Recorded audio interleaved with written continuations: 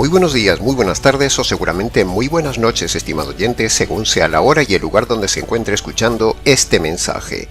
Como siempre, les saluda el pastor bautista Nikos Ricoy, director del programa Encuentros y del Ministerio Tinajas, llenando siempre a cada persona que nos escucha con el agua fresca, pura y limpia de la palabra desde aquí en España. Muy bienvenidos una vez más y muchas gracias por estar ahí atentos siempre al nuevo mensaje de hoy de nuestro programa Encuentros. En el día de hoy, en los aproximadamente 30 minutos que nos quedan por delante, hemos seleccionado 1 Corintios 15, versículo 1, 2 y 3 para compartirlo con usted, con el gusto de siempre y de forma expositiva. Un texto conocido y muchas veces mal enseñado en el día de hoy. Por eso, queremos darle la correcta enseñanza del pasaje desde el ángulo del Ministerio Tinajas para que usted, primero, lo compare con lo que se enseña por ahí, y segundo, a la vez, usted pueda recibir la correcta luz sobre este tema. El texto lo iremos analizando expositivamente a lo largo del mensaje. Es decir, lo iremos desmenuzando trocito a trocito como normalmente lo hacemos en los estudios expositivos en este canal. Es decir, expondremos a la luz lo que hay escondido debajo de cada frase, de cada palabra del versículo. Por eso se llama expositivo, porque es el noble arte de descubrir y exponer a la luz las maravillas escondidas en las profundidades coralinas de la palabra de Dios. Sin más dilación entonces, entremos en materia. Dice así el texto de 1 Corintios capítulo 15, versículo 1. Hermanos, quiero que recuerden el evangelio que les prediqué, el evangelio que recibieron y en el cual se mantienen firmes. Empezaremos diciendo que, cuando Pablo dice hermanos, no se está refiriendo ahí a todo el mundo, a cabras, ovejas, convertidos, no convertidos, asistentes, visitantes, simpatizantes, no. Pablo no está llamando ahí hermanos a todo el mundo, como hacen los falsos pastores del día de hoy, que llaman a toda la audiencia de hermanos. No. Hacer eso es un gravísimo error exegético y homilético, porque seguramente que en la audiencia de esa iglesia, en la prédica de ese pastor, hay políticos, inmorales, sicarios, adúlteros, ladrones, inconversos, hipócritas, homosexuales, mentirosos, maltratadores, bebedores, glotones, gente rencorosa, gente que no perdona, gente de corazones duros, gente mundana, gente que ha abortado, hombres y mujeres que viven en unión libre, hombres y mujeres infieles, divorciados, recasados, fumadores, gente depresiva, idólatras del dinero, calumniadores, machistas, mujeres sensuales en su forma de vestir, envidiosos, gente metidos en deudas impagables por no saber administrar el dinero, gente celosa, gente delictiva, gente de pandillas, gente que ha intentado el suicidio, gente que solo busca a Dios por el dinero, etcétera, etcétera, etcétera. Todo eso y mucho más hay metido en las iglesias de hoy. Todo un zoológico a quienes el pastor llama hermanos. Sin importar a quién tenga delante, esos pastores le llaman erradamente a todos hermanos. Eso es falso y es pecado. Ese pastor no vale como pastor, porque está engañando a la audiencia si llama a todos hermanos, haciéndoles creer que son hermanos cuando no lo son, haciéndoles creer que son convertidos cuando no lo son, y haciéndoles creer que son salvos cuando no lo son. El tema es grave, estimado oyente. Incluso si en la iglesia el pastor llegara a decir, bienvenidos amigos y hermanos, también eso es un gran fallo doctrinal, porque al decir amigos, está diciendo inconversos, por descarte de hermanos. O sea, está diciendo cabras, está diciendo gente del mundo. Y la Biblia no permite que en la iglesia estén juntos el trigo con la cizaña, las cabras con las ovejas, el convertido con el inconverso. Eso está prohibido por la ley de Dios.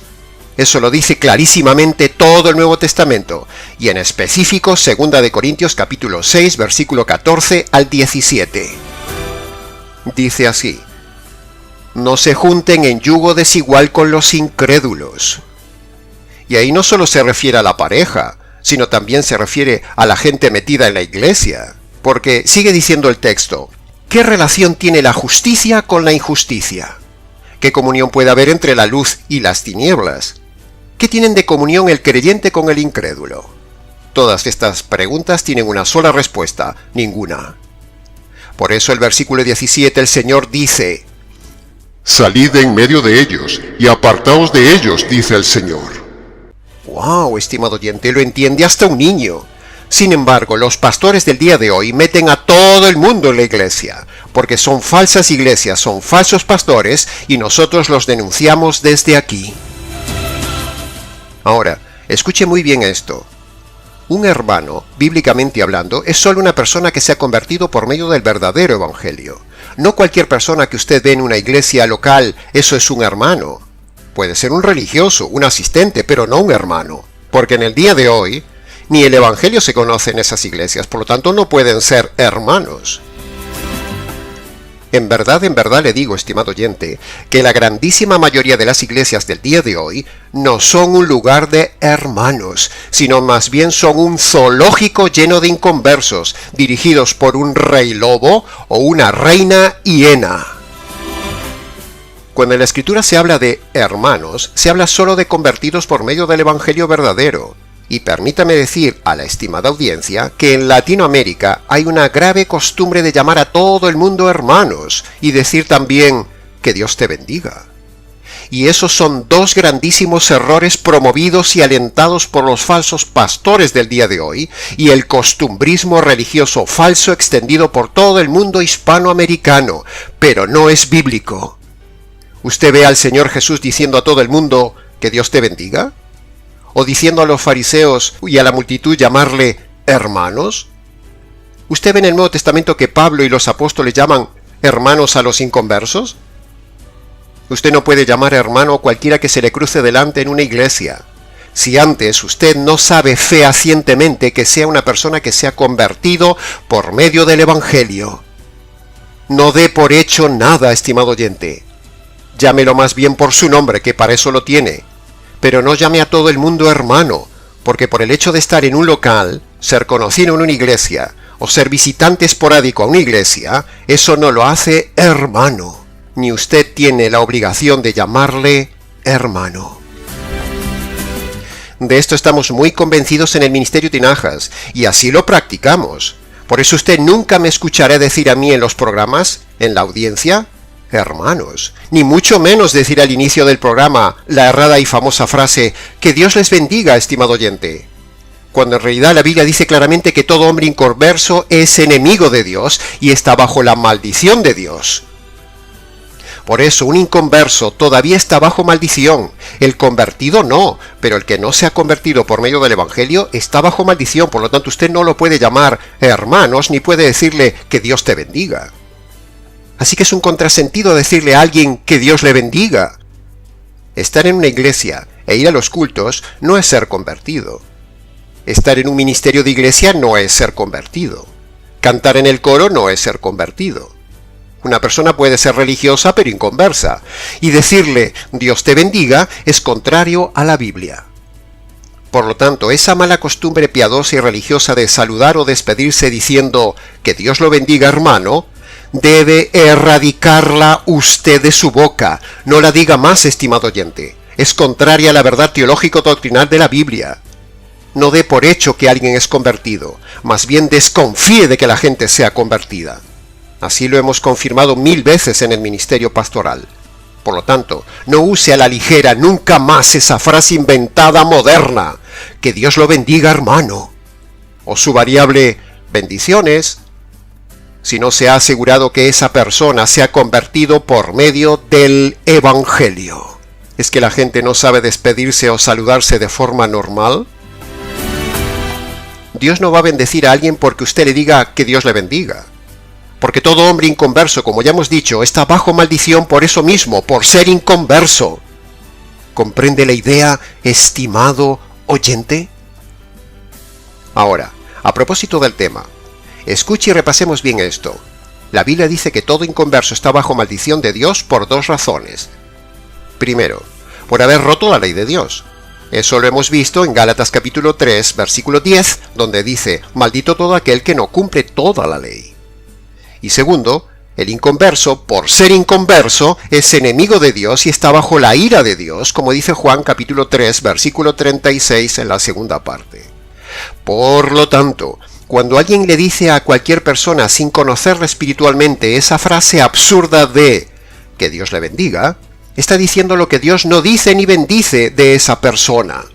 Está yendo en contra del principio bíblico, y esto es lo que usted debe aprender y tener cuidado hoy, y debería dejar de decirlo a partir de hoy, aunque sea lo que tristemente se ve por todos lados y usted esté tan acostumbrado a decirlo. Pero ya es hora de romper esos moldes, y desde este ministerio hemos roto muchos moldes desde el inicio del canal. ¿Se da cuenta, estimado oyente, cuánto error costumbrista promueven las iglesias del día de hoy? ¿Y se ha dado cuenta también de cuánto material se puede sacar tan solo de una palabra expositiva de la Biblia, como en este caso la palabra inicial, hermanos, del versículo 1? En conclusión, hemos enseñado hasta ahora dos cosas. Primero, hermano es solo una persona convertida por medio del verdadero evangelio.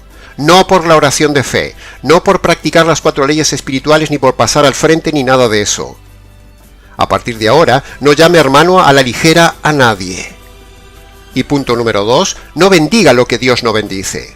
Quite de su boca la frase que Dios le bendiga y no se la diga a cualquiera. Busque otra y no sea costumbrista. Sigamos ahora con el análisis detallado del resto del versículo 1, donde Pablo dice una segunda frase muy importante. Pablo dice, Oídme, quiero recordarles el evangelio que les prediqué. Cuando Pablo dice, os recuerdo o quiero recordarles, no significa que a continuación dirá detalladamente todo el evangelio que él había predicado tiempos pasados en Corinto. No. Sino que es como si dijera, os voy a dar 2 puntos para que ustedes mismos recuerden todo el evangelio que yo les había enseñado cuando había estado con ustedes. Pablo en este y siguientes versículos no desarrolla el evangelio completo, sino que solamente les recuerda a los corintios 2 puntos esquemáticos concretos, 2 pilares fundamentales del evangelio, la muerte y la resurrección de Cristo, pero nada más. Pero lo hace de forma sin desmenuzarlos.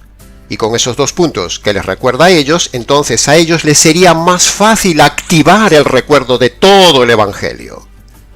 Es como cuando uno le dice a alguien, oye, ¿recuerdas cuando te dije esto y esto?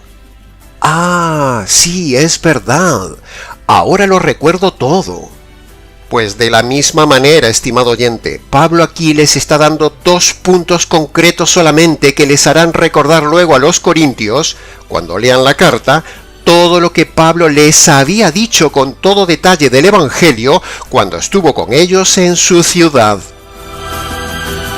Pablo en 1 Corintios 15, versículo 1, 2 y 3, evidentemente no está desarrollando todo el evangelio al detalle, porque aquí faltan muchas cosas, muchas piezas. Falta, por ejemplo, hablar de la condenación del hombre y su perdición. Falta hablar de los pecados concretos. Falta hablar de Dios como juez justo. Falta hablar del juicio de Dios por los pecados. Falta hablar de la ira de Dios que está sobre el hombre. Falta hablar de por qué tenía que morir Jesús. Falta hablar de las 2 condiciones que el hombre debe cumplir para ser salvo. Y falta hablar de la razón necesaria de la resurrección, etcétera, etcétera, etcétera. Falta todo eso. Por lo tanto, aquí no hay un evangelio completo, como dicen los pastores del día de hoy. Aquí Pablo solo está dando 2 puntos elementales, nada más, solo para el recuerdo, la muerte y la resurrección, pero ni siquiera los explica. Los dice solo de forma generalista, porque Pablo aquí no está predicando el evangelio para que los corintios se conviertan. No. Sino que ellos ya se habían convertido cuando Pablo estuvo con ellos en Corinto 1 año y medio en su ciudad tiempo atrás. Por lo tanto, decimos enfática y repetidamente todo esto porque tomar este pasaje de 1 Corintios 15, del 1 al 3, para decir que aquí está todo el evangelio, como tantas veces hemos oído decir a montones de predicadores, es falso. Aquí no está el Evangelio completo, ni es el Evangelio completo, porque no puede haber Evangelio, o sea, no puede haber buena noticia, si antes no hay previamente la exposición de la mala noticia. Es pura lógica, estimado oyente. Y aquí no está la mala noticia por ningún lado. Por eso decimos que aquí faltan piezas, y por lo tanto aquí no está el Evangelio, como dicen muchos predicadores cuando dicen, hoy les voy a predicar el Evangelio tomando de 1 Corintios 15, versículo 1 al 4. No, eso es falso. Pablo solo aquí está apelando al recuerdo. En cambio, en el libro de Romanos, Pablo sí explica detalladamente todo el Evangelio en su aspecto jurídico, con sus dos personajes, sus dos noticias, sus dos condiciones y sus dos resultados. Pablo en Romanos lo hace todo detallado, ordenado y completo, nada más ni nada menos que emplea 3 capítulos para explicar el Evangelio, capítulo 1, capítulo 2 y capítulo 3. Donde Pablo, primero, empieza por la mala noticia, hablando de la condenación de todos los hombres, judíos y gentiles, incluso de los morales, los paganos y los religiosos, todos están bajo condenación, dice Pablo. Luego Pablo habla de pecados concretos en 2 listas detalladas de pecados que hay en esos 3 capítulos. Luego muestra la justicia que merece recibir el hombre delincuente por sus pecados. Y para terminar, habla de que Dios es un juez justo y aplicará su justicia el día del juicio. Esto en cuanto a la mala noticia.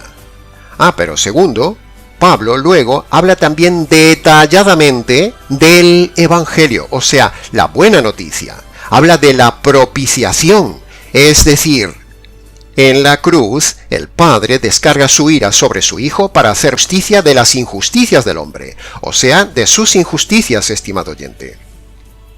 Y en tercer lugar, luego vemos que Pablo habla del arrepentimiento y también vemos que habla de la fe en esta propiciación.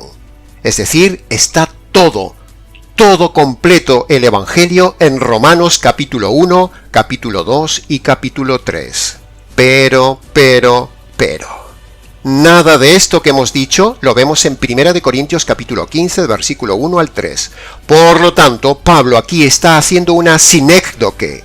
Sí, una sinécdoque gramatical. Es decir, está hablando de solo una parte del todo. Sí, ha oído bien. Pablo aquí está tomando la parte, o sea, solo 2 puntos, por el todo. No que lo que dicen los versos 1 al 3 sea todo el Evangelio. No. Mirad. Muchas veces en la vida cotidiana usamos la parte por el todo, o sea lo que decíamos antes, una sinécdoque. Por ejemplo, si yo digo, compré 5 cabezas de ganado en el mercado. Bueno, en realidad no solo compré las cabezas, es una forma de decir de que compré 5 animales. Otro ejemplo, estoy buscando un techo donde vivir. Bueno, usted no está buscando solo el techo, estará buscando la casa completa, pero es una forma de decir la parte por el todo. Y un tercer ejemplo muy conocido. Señor Luis, vengo a pedir la mano de su hija. Bueno, usted vendrá a pedir la mano y todo el resto, no solo la mano. Esto es una sinécdoque gramatical y es precisamente lo mismo que Pablo hace en 1 Corintios 15, versículo 1, nombrando solo una parte del Evangelio por el todo, para que luego lo recuerden todo. Por cierto, la sinécdoque gramatical es un recurso bíblico que muchos pastores no conocen. Se llama la parte por el todo. Pero la parte no es el todo, que es precisamente lo que Pablo hace aquí. Solo da una parte, no da el todo. Por lo tanto, si no da el todo, esto no es todo el Evangelio. Y repetimos esto muchas veces porque hay muchísimos pastores que toman este pasaje para decir vamos a predicar el Evangelio, y es mentira. Ahí no está todo el Evangelio. Veamos ahora otros ejemplos de sinécdoque, o sea, de la parte por el todo, en la Biblia. Por ejemplo, en Mateo capítulo 6, versículo 11 dice, «Danos el pan nuestro de cada día». Bueno, el pan representa solo una parte de todos los alimentos que uno necesita, y también de las cosas que el hombre necesita para vivir. Ahí vemos una parte por el todo. En el Salmo 68, versículo 21 dice, «Dios herirá la cabeza de sus enemigos». Bueno, en realidad lo que hará es matar todo el cuerpo, no solo la cabeza. ¿Queda entendido lo que es la parte por el todo? O sea, una sinécdoque gramatical, que precisamente es lo que Pablo usa aquí en 1 Corintios 15:1, estimado oyente. Y la parte por el todo no es el todo, lo volvemos a repetir. Por lo tanto, decir que esto, aquí en este pasaje de 1 Corintios 15, versículo 1, es todo el Evangelio, queda demostrado que es falso. Por eso decir aquí, la muerte y resurrección del Señor Jesús, dicho así a secas, eso no es el Evangelio verdadero. No. Eso es solo una parte de todo el Evangelio verdadero. Es una sinécdoque gramatical, pero no es todo el Evangelio, como ya hemos dicho. Por eso, cuando usted escucha a un pastor que predica esto de que 1 Corintios capítulo 15, versículo 1, el 3 y 4 es solo el Evangelio completo, es falso. No es el Evangelio completo, es una parte del Evangelio. Y una parte del Evangelio no lo salva. Así que haga la prueba. Busque predicadores que prediquen este pasaje de 1 Corintios 15 y verá qué metedura de pata hacen estos pastores y corroborará lo que decimos en este programa. Escuche bien esto, estimado oyente. Si el Evangelio no tiene todos los elementos desarrollados, los dos personajes, el juez y el delincuente, Dios y el hombre, las dos noticias, la mala noticia y la buena noticia, las dos condiciones, arrepentimiento de los pecados y fe en la justicia de la cruz, y los dos resultados, perdón de pecados y salvación eterna, entonces no es evangelio completo y verdadero, y entonces no habrá salvación. Por eso decimos que este pasaje de 1 Corintios 15 es muy mal enseñado por los pastores simplones e ignorantes del día de hoy, que los hay a miles, diciendo que esos dos puntos de muerte y resurrección son el evangelio completo. Predicar y decir a la gente que tiene que creer que Jesús murió por los pecados y que resucitó no salva a nadie, por muy irreverente que le parezca lo que estoy diciendo. ¿Y por qué digo esto tan tajante? Bueno, primero porque es teológicamente correcto, así lo dice la Biblia. Y segundo, porque esto lo creen todas las sectas y todas las religiones mal llamadas cristianas. Todos creen que Jesús murió y resucitó. Entonces, todos los miembros de esas sectas y religiones, por el hecho de creer que Jesús murió y resucitó, ¿ya todos son salvos y perdonados de sus pecados de forma universal? Ni se le ocurra creer esto, estimado oyente. No, y 1000 veces no. El generalismo y el universalismo no existen ni salva a nadie. Predicar repetitivamente que Jesús murió por los pecados y resucitó al tercer día no salva a nadie. Por lo tanto, lo que Pablo dice aquí no es el Evangelio. Repetimos esto hasta la saciedad. Por eso este pasaje no sirve para predicar a los inconversos, a menos que se explique detalladamente lo que previamente falta, es decir, explicar previamente la mala noticia. Luego explicar lo que son los dos puntos esquemáticos que dice Pablo. Y por último, invitar correctamente a las personas a obedecer las dos condiciones que mandó el Señor Jesús en Marcos y que también dice Pablo y expone en el libro de Romanos. Entonces, y solo entonces, será una correcta exposición completa del Evangelio. Dos personajes, el juez y el delincuente. Dos noticias, la mala noticia y la buena noticia. Dos condiciones, arrepentimiento de los pecados y fe en la justicia de la cruz. Y dos resultados, perdón de los pecados y salvación eterna. Evangelio completo. Así que ya tiene tarea, estimado oyente, buscar pastores que prediquen este pasaje de 1 Corintios capítulo 15, versículo 1 al 3, y compare con lo que predicamos en este canal. Ahora, cuando Pablo dice que Jesús murió por los pecados, Pablo ahí no dice por qué tenía que morir Jesús por los pecados. Pablo ahí no da la causa de la muerte de Jesús. Por lo tanto, si no sabemos cuál es la causa de la muerte de Jesús, no podremos tener el beneficio del perdón de los pecados. Porque para tener el perdón de los pecados, la Biblia manda que uno sepa y crea la causa de la muerte de Jesús. ¿Y cuál fue la causa de la muerte de Jesús? Bueno, si bien lo tiene detallado en varios vídeos del canal, lo repasaremos con gusto una vez más para los nuevos oyentes del canal.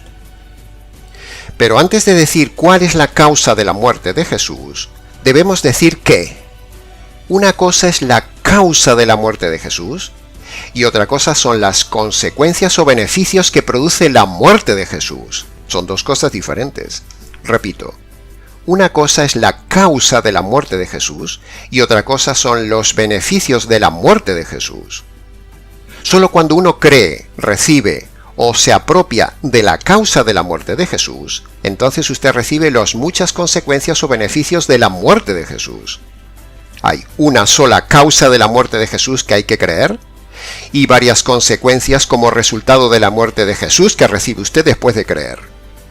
Para recibir los beneficios de la muerte de Jesús, usted tiene primero que apropiarse de la causa de la muerte de Jesús. Sin creer la causa, no hay consecuencias, no hay beneficios. En este caso, Pablo solo menciona una de las varias consecuencias que hay, solo menciona el perdón de los pecados. Pero hay muchas más consecuencias, muchos más beneficios de la muerte de Jesús. Por lo tanto, esto es una evidencia más de que aquí no está todo el Evangelio completo, sino que es solo una forma de hacer recordar a los inmaduros y olvidadizos corintios lo que Pablo les había explicado con detalle en su día cuando estuvo con ellos en Corinto y parece que se habían olvidado. Entonces, dicho esto, ahora sí, ¿cuál fue la causa de la muerte de Jesús? Escuche bien lo que probablemente nunca le han enseñado, o quizás nunca ha escuchado, o quizás solo lo ha escuchado en nuestro canal. La causa de la muerte de Jesús fue recibir la justicia que merecen sus injusticias, sus delitos cometidos a lo largo de toda su vida, estimado delincuente. La causa de la muerte de Jesús fue recibir la justicia que merecen sus injusticias, sus delitos cometidos a lo largo de su vida, estimado oyente. Los pecados son ante Dios como delitos, por lo tanto usted y yo merecemos recibir la justicia y la furia de Dios, porque Dios es un Dios juez justo, y no se va a saltar su justicia ante las injusticias que hemos hecho, porque si lo hiciera, entonces sería un juez injusto. Por lo tanto, sus injusticias, estimado oyente, deben necesariamente ser ajusticiadas sobre usted. Es decir, Dios debería matarlo, porque la paga del pecado es la muerte. Debería aplicarle la justicia en un juicio y debería haberlo enviado ya a la cárcel eterna. Pero, precisamente la buena noticia, es decir, el Evangelio, es que la justicia que merecen sus injusticias y mis injusticias cayeron sobre el Señor Jesús en la cruz. Por eso tenía que morir. Esa es la causa de la muerte de Jesús. O muere usted bajo la justicia divina por sus injusticias, o muere Él recibiendo la justicia divina para que a usted no le caiga esa justicia divina por sus injusticias. Es pura lógica jurídica. Si la justicia le cayera a usted cuando Dios le quita la vida, usted iría a la cárcel eterna. Pero al caerle la justicia divina a Jesús en la cruz, usted puede ser libre si cumple dos condiciones. Primero, reconocer sus injusticias y abandonarlas, primera condición. Y segundo, apropiarse de esa justicia caída sobre el Señor Jesús, segunda condición. Cuando usted obedece estas dos condiciones, entonces sí recibe el perdón de los pecados, el perdón de sus injusticias. Así que, obedezca hoy estas dos condiciones, estimado oyente, para que la justicia un día no le caiga a usted. Sigamos con la explicación. Entonces, en la cruz, el Padre, el juez, ejecuta al Hijo bajo la pena de muerte, y ahí descarga la furia y la justicia que merecen sus injusticias, estimado oyente. Esa es la causa de la muerte de Jesús. Ahora, una cosa más. Por el hecho de que Dios haya satisfecho y descargado toda su ira y toda su justicia sobre su Hijo en el Calvario, eso no implica que todos automáticamente ya estén perdonados de sus pecados. No. Sino que Dios pone dos condiciones individuales a todo hombre para que usted reciba el beneficio de la muerte de Jesús, es decir, para que usted reciba el perdón de los pecados, la salvación, la reconciliación, la vida eterna, la resurrección de un cuerpo nuevo en el futuro, etcétera, etcétera. ¿Y cuáles son esas dos condiciones que pone el juez del universo para perdonar sus pecados y dejarle entrar en la vida eterna? Pues como ya hemos dicho, pero lo repetimos, Dios pone dos condiciones. Primero, que el hombre se declare culpable, se declare delincuente y reconozca sus delitos uno a uno delante de Dios. Primera condición. Segundo, el hombre debe apropiarse, agarrarse, creer, recibir, echarse encima la justicia caída sobre el Señor Jesús, que es la segunda condición. Ahora, escuche esto, escúchelo bien, por favor, preste atención, hago énfasis. Dios echa encima del Hijo la justicia que usted merece. Y cuando usted se echa encima la justicia que le cayó al Hijo, entonces Dios lo ve a usted como justo, como si ya usted hubiera sido ajusticiado. Dios ahora lo ve inocente, perdonado y salvo. Repito, Dios echa encima del Hijo la justicia que usted merece. Y cuando usted se echa encima la justicia que le cayó al Hijo, entonces Dios lo ve a usted como justo, como si ya hubiera sido ajusticiado, lo ve como inocente, perdonado y salvo. ¡Aleluya! ¿No es maravilloso este verdadero, completo y clarito evangelio? Da ganas de gritarlo cada día a los cuatro vientos y lo hacemos cada día desde este canal. Ahora, todo esto lo dice Pablo detalladamente solo en Romanos capítulo 1 al 3, pero no lo dice Pablo en 1 Corintios capítulo 15. Por eso decimos que en 1 Corintios capítulo 15 no está el evangelio completo, sino solo dos datos del evangelio.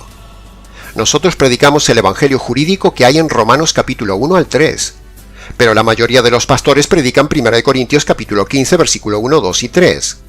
¿Se da cuenta de la diferencia de pastores, prédica y pasajes diferentes?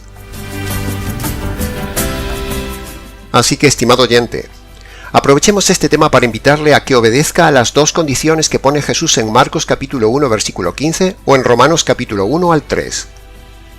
Vaya a su habitación, póngase de rodillas delante del juez del universo, humíllese delante de aquel que usted ha ofendido toda la vida.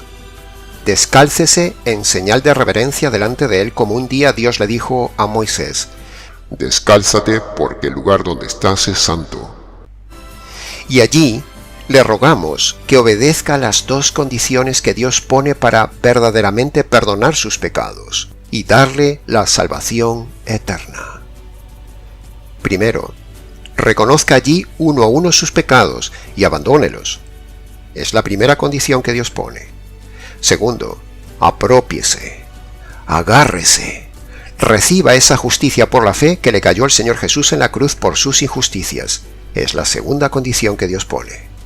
Entonces, y solo entonces, cuando usted obedezca a esas dos condiciones, usted será perdonado, será salvo para siempre. Tendrá paz, perdón y salvación. Luego, antes de levantarse de esas rodillas, dele gracias a Dios por su providencia de hacerle conocer este verdadero evangelio, y luego venga y cuéntenoslo. Esto sí es el verdadero evangelio completo. Dos personajes, dos noticias, dos condiciones, dos resultados. Pero todo esto no lo dice Pablo en 1 Corintios 15, ni siquiera de forma inferencial. Por lo tanto, y en conclusión tajante y definitiva, en 1 Corintios 15 no está el evangelio. Pablo fue a predicar el evangelio a Corinto, pero Pablo no había ido a Roma a predicar el evangelio. Ahí está la diferencia.